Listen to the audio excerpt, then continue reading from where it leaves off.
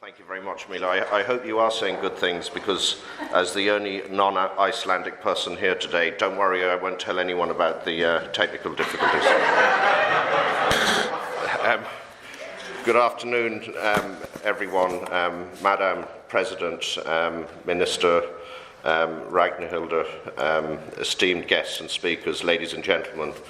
My name is Michael Kingston, and I work as a consultant with the Maritime Safety Division of the International Maritime Organization, Fishing Vessel Safety, and illegal, unreported and unregulated fishing, as well as polar issues, and more recently ferry vessel safety. And I've been working on the steering committee organized by the IMO Secretariat to help drive the implementation of the 2012 Cape Town Agreement for the safety of fishing vessels established in early 2019.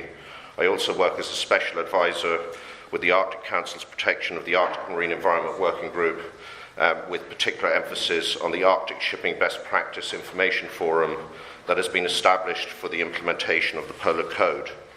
And in all this work, my interactions with Iceland have been extensive, and I'm in a position to comment from the outside on the work of Iceland in the area of safety of life at sea, and indeed the protection of the environment, not just with within Iceland's jurisdiction, but Iceland's role in the context of our international obligations, including at regional Arctic Council level, regional EU level, and internationally with the International Maritime Organization.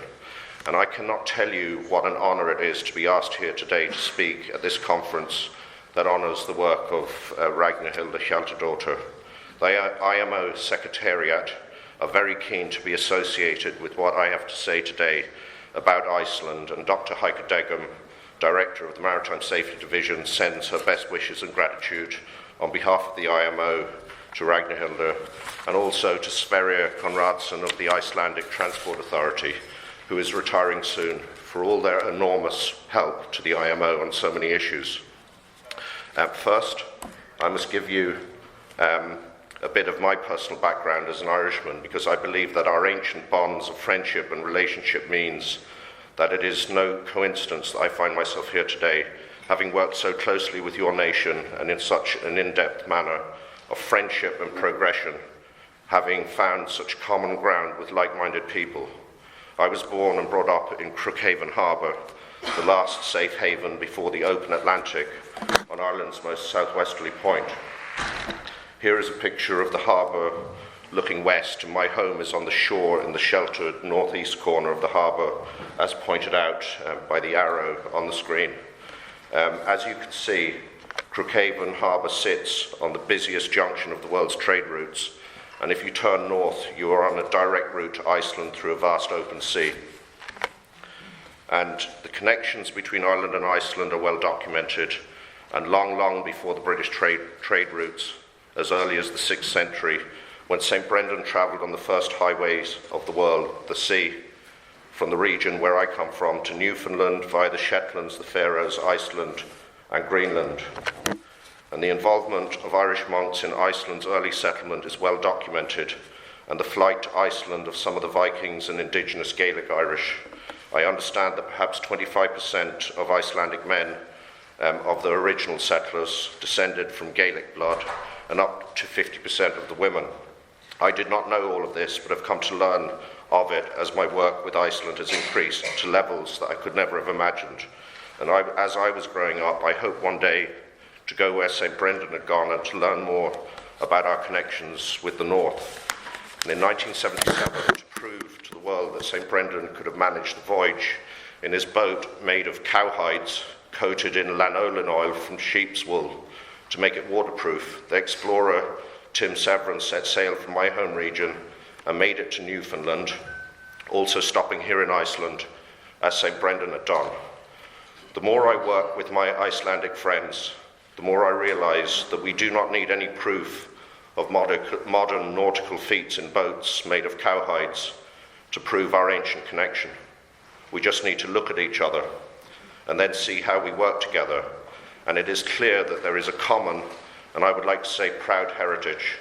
And for that reason, it is truly an honour today to speak here at the house of President Finnbogadóttir, and to have her here, who, as I understand, was the first and only Icelandic head of state to officially visit the Republic of Ireland. And she in herself is a wonderful lady of achievement akin to some of the ancient female leaders of Ireland and Iceland too. And I'm sure before they were temporarily forgotten whilst men took charge initially in the 20th century Ireland and helped in many areas to make a mess of things, before the women made a rightful comeback. Of course, Ragnhildur is another incredible Icelandic lady who's also been part of that comeback and to whom I will return. And I'm also aware of the great work that Asta Thorleifsdóttir has been doing with others in the promotion of women in shipping in Iceland. But that common heritage between Ireland and Iceland is multiplied for me, as it is for you, with deep personal experience of tragedy at sea, through humanity, by a united respect for those who have been lost, not only, of course, at sea, where the Ministry of Transport as a whole in Iceland is concerned, where we acknowledge that inheritance by making change to protect others, which I believe we do, not only because it is the right thing to do, but that in doing so we honour those who have died and we make relevance of their existence and sacrifice, giving us and their families solace, which is hugely important. The Polar Code that came into force in 2017, which contains the first mandatory provisions for ships operating in the polar regions, when the Arctic Shipping Best Practice Information Forum was being proposed to help its harmonised implementation, I was involved in promoting it at the Protection of the Arctic Marine Environment Working Group, and I had to interact with the Arctic states and work the corridors, as well as with the PAIM Secretariat, which, as we know, is based here in Iceland. We got it over the line in record time, and it was declared at the Fairbanks, Alaska Summit at the end of the United States chairmanship of the Arctic Council on the 11th of May 2017. And on that day, I gave a talk in Fairbanks, and again at the first forum in London, on this very day 6 years ago, the 6th of June 2017, at Trinity House, London, at a dinner to mark the inaugural forum meeting, and I stated as follows: when regulations are made and become law, they need to be understood and enforced. We must always work together to achieve best practice in international regulation for the protection of the environment and our seafarers. And the key to achieving this is simple. It's about having faith in humanity. It's about finding the good people in industry, international regulatory bodies, governments, the research community. They just have to be found. And central to that work and its enormous success has been Iceland, who were at the centre of my thoughts as I made those comments. Iceland have made major contributions at the IMO to the historic Polar Code in the first place, supporting the establishment of the forum, promoting the forum, and chairing it through the safe hands of Sverrir Konradsson during Iceland's Arctic Council chairmanship of 2019 to 2021, all underpinned by the brilliance of the Icelandic team in the PAIM Secretariat, particularly Hjaltadottir and Sophia Gudmundsdóttir. I can tell you right now that it would not exist without these people. Iceland's Department of Transport and Department of Environment working together to support such a groundbreaking initiative, also supported, of course, by Iceland's Ministry of Foreign Affairs in the run-up and during the Arctic Council chairmanship, and at all other times during normal Arctic Council business when Iceland is not chair. There is no doubt that this work has already protected the Arctic's pristine environment and saved lives. And I'm not going to go into any of the forum and its web portal details today, but it is worth looking up, as leading individuals in maritime regulation have cited it as a template for the implementation of any other domestic or international regulation. Turning to fishing vessel safety and the enormous contribution Iceland has made to try and help the 2012 Cape Town Agreement for the safety of fishing vessels be implemented. The agreement provides standards on the design, construction and equipment of vessels of 24 metres in length and over fishing on the high seas, including regulations to protect crew. It is hugely important, as it would be the first international instrument for the safety of fishers and fishing vessels. Iceland already has all its provisions in place and has ratified it.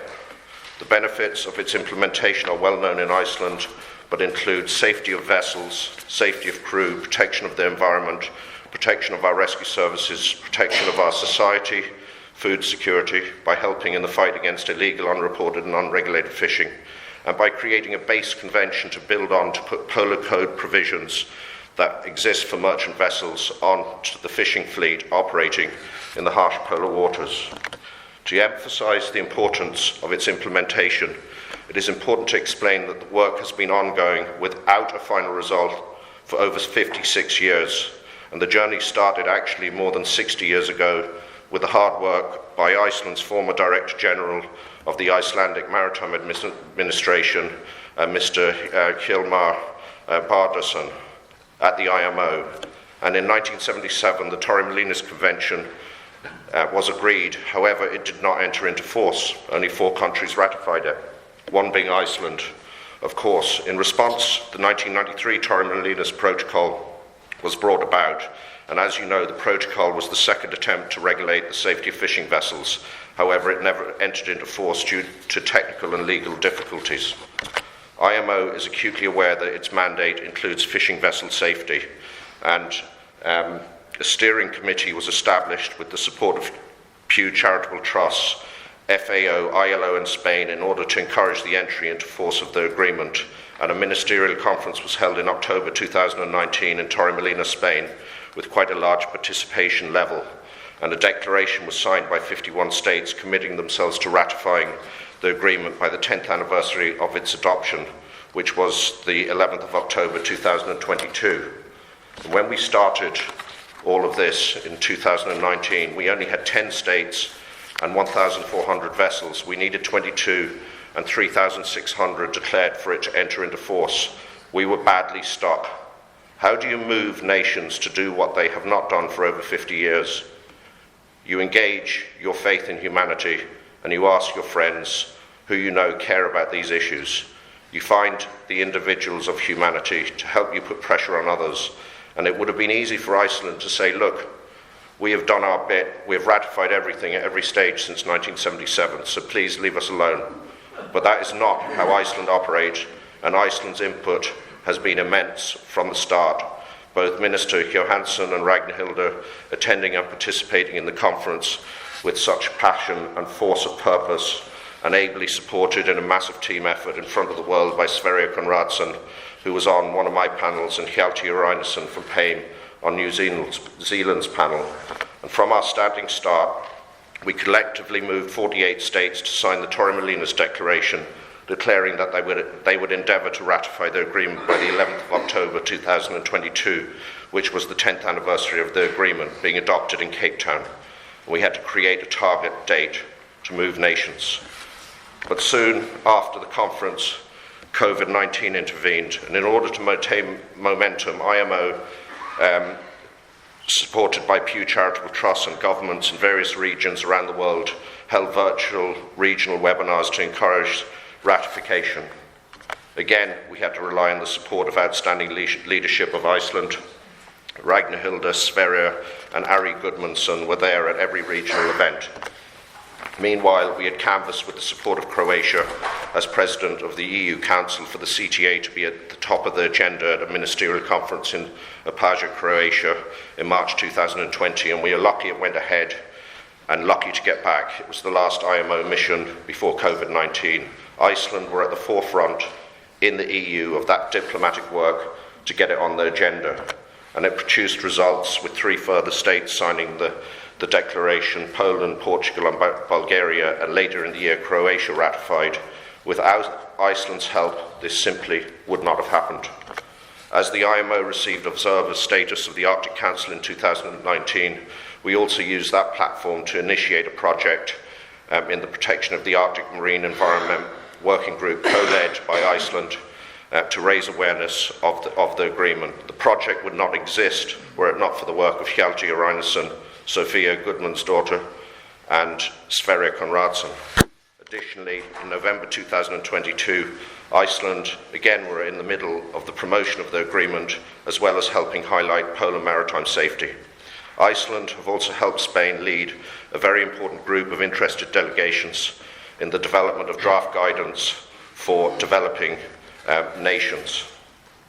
Meanwhile, at every stage, at every opportunity, Iceland have raised the importance of ratifying the Cape Town Agreement at the IMO. I was even drafted into the delegation at Maritime Safety Committee 101 in June 2019, which was a serious honour for me. Of course, the proof of the pudding is the statistical results following this enormous effort. And in November 2022, I represented the IMO at a fishing vessel safety conference in Thailand. At that point, ratifications had reached 17 and 1,925 vessels. We had moved 7 states despite COVID-19. We knew several others were close. And in Thailand, I spoke about Iceland and highlighted what Iceland have done in terms of implementing maritime safety in the fishing industry, and indeed the merchant fleet, as well as pleasure craft safety. I explained that it was so important to highlight a nation that has acted with a moral compass, and I borrowed some slides from Sverige, and I highlighted how Iceland has achieved results and how Iceland has supported IMO's implementation effort at every juncture. At Maritime Safety Committee meeting 106 in November, Iceland's team, including with the help of Christine Helga, Markusdóttir, worked the corridors in conjunction with IMO's team, and Ari Gudmundsson working for Pew. The hard work was so evident.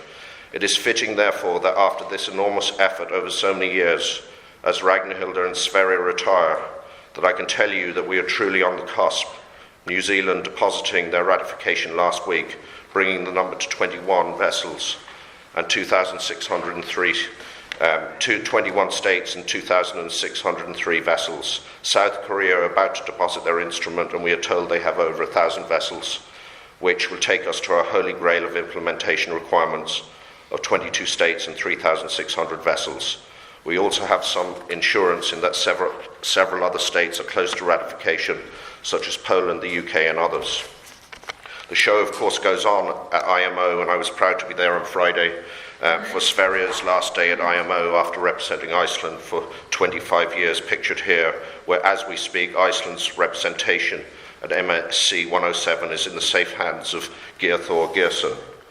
So when I reflect on all of this and what Iceland's humanity has achieved, I must go back to my early days.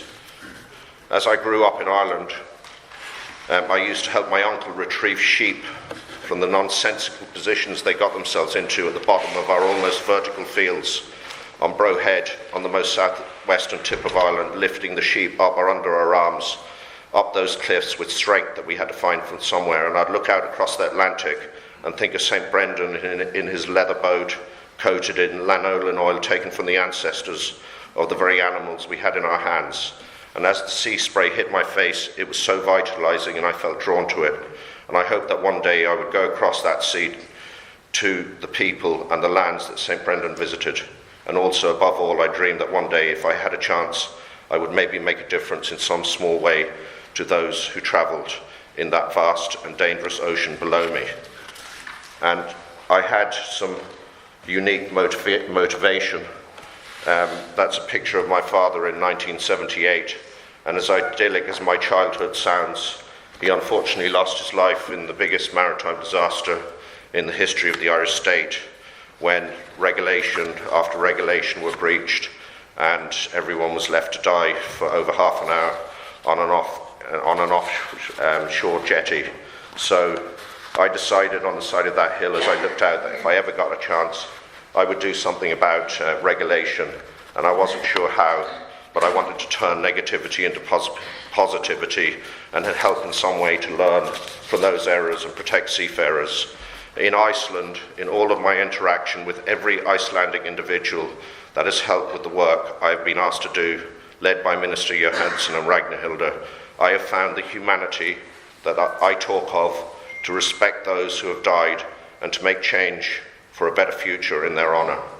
Iceland is a small country, and I've been at the forefront of the drive by the IMO Secretariat to get the Cape Town Agreement implemented after 60 years of inaction.